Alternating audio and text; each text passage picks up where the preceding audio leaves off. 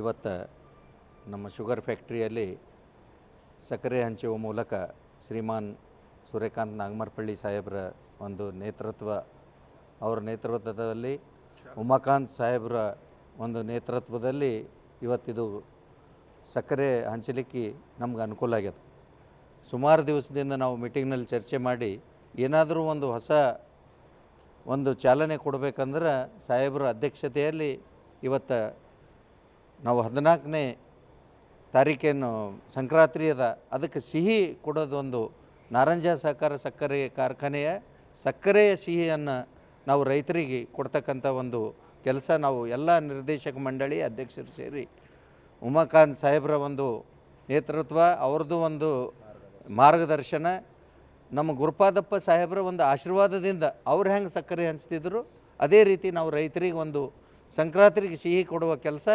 ನಾವೆಲ್ಲ ನಿರ್ದೇಶಕರು ರೈತರ ಪರವಾಗಿ ಕೆಲಸ ಮಾಡಿ ಇವತ್ತು ನಮ್ಮಲ್ಲಿ ವಿಶ್ವಾಸ ಇಟ್ಟಿರ್ತಕ್ಕಂಥ ಒಂದು ಕೆಲಸವನ್ನು ನಾವು ಮಾಡಿದ್ದೆವು. ಇದೇ ರೀತಿ ಬರುವ ವರ್ಷಗಳಲ್ಲಿ ನಾವು